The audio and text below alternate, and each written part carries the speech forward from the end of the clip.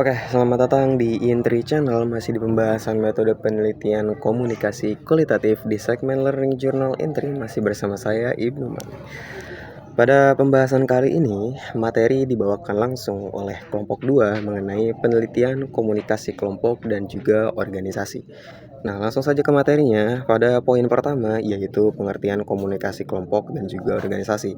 Jadi, komunikasi kelompok adalah proses bertukarnya informasi antar anggota dalam suatu kelompok untuk mencapai tujuan yang sama. Sementara itu, komunikasi organisasi adalah proses penyampaian pesan antar anggota dalam sebuah organisasi agar tujuan bersama bisa dicapai. Contohnya dalam sebuah kelompok diskusi mahasiswa. Nah, tiap anggota itu menyampaikan pendapat tentang topik skripsi. Kalau di organisasi itu masuknya organisasi kampus. Nah, ketua menyampaikan jadwal kegiatan kepada anggota divisinya gitu. Nah, pada poin kedua yaitu jenis kelompok dalam komunikasi. Yang pertama itu kelompok kecil, terdiri dari sedikit orang, biasanya 3-15 orang. Komunikasinya pun lebih intens dan memungkinkan diskusi secara langsung. Sementara itu yang kedua, kelompok besar. Nah, jadi jumlah anggotanya banyak dan interaksi personal menjadi terbatas. Contohnya, dalam kelompok belajar di kelas termasuk kelompok kecil, sedangkan seminar universitas itu termasuk dalam kelompok besar. Nah, poin ketiga yaitu tujuan komunikasi kelompok dan juga organisasi. Tentu saja tujuan utamanya adalah untuk menciptakan interaksi efektif untuk membuat keputusan, memecahkan masalah, membentuk kerjasama, serta membangun hubungan antar anggota. Nah, poin keempatnya yaitu fungsi komunikasi. Fungsi komunikasi kelompok yaitu membangun hubungan sosial, mendidik, mempengaruhi, atau persuasi. Lalu ada menyelesaikan masalah dan juga fungsi terapi seperti saling curhat dalam suatu kelompok. Sementara fungsi komunikasi organisasi yaitu mengatur alur informasi agar kerja organisasi lebih efisien. Itu fungsi umumnya. Sementara fungsi lanjutan yaitu menyampaikan pesan yang sesuai dengan peran dan juga struktur organisasi. Itu fungsi khususnya. Lalu poin kelima yaitu bentuk komunikasi. Jadi ada komunikasi deskriptif yang berfokus pada penggambaran atau menjelaskan kondisi kelompok seperti kelompok diskusi, kelompok pertemuan, ataupun kelompok penyadar. Lalu ada komunikasi preskriptif. Itu lebih menekankan pada arahan ataupun solusi.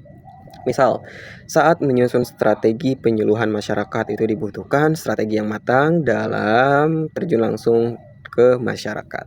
Seperti itu. Lalu ada dalam organisasi. Jadi bentuk komunikasi bisa bersifat linear atau satu arah.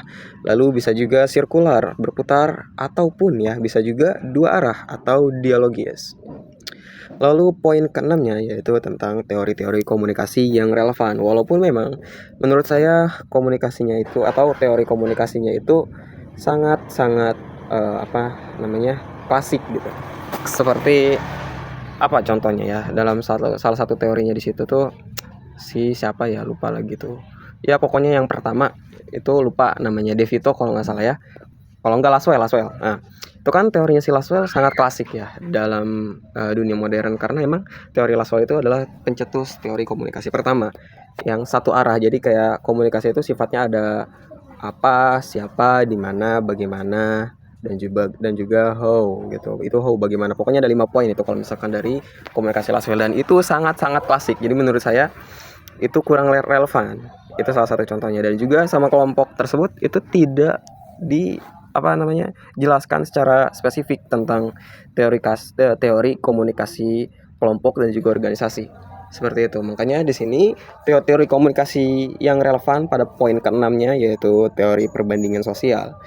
Yaitu individu membandingkan dirinya dengan orang lain untuk memahami posisinya. Lalu ada teori kepribadian kelompok, yaitu menganalisis dinamika psikologis dalam suatu kelompok.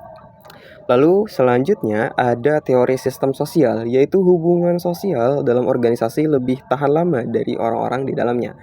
Selanjutnya ada teori kepemimpinan, yaitu pemimpin adalah tokoh kunci dalam efektivitas komunikasi kelompok maupun organisasi. Lalu ada teori public relation, yaitu komunikasi yang dirancang secara strategis dan berkelanjutan untuk membangun citra organisasi.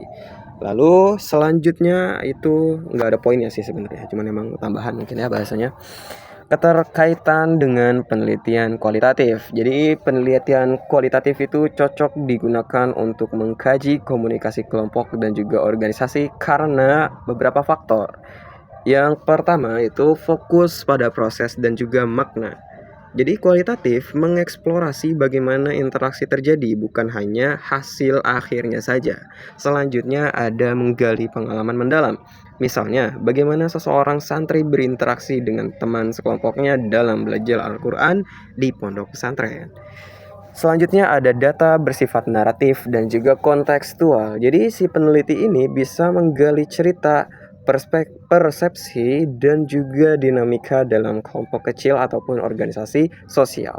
Contoh dalam penelitian, ya contohnya nih dalam penelitian. Jadi seorang peneliti ingin memahami bagaimana komunikasi antar anggota OSIS mempengaruhi keberhasilan program kerja. Nah, beliau atau yang meneliti ini bisa melakukan wawancara mendalam dan juga observasi melihat situasi saat rapat berlangsung. Nah, pendekatan ini memungkinkan analisis yang lebih tajam terhadap dinamika internal, gaya komunikasi, dan juga peran kepemimpinan dalam suatu organisasi. Nah, mungkin itu saja yang bisa saya sampaikan. Kurang lebihnya mohon maaf. Salam.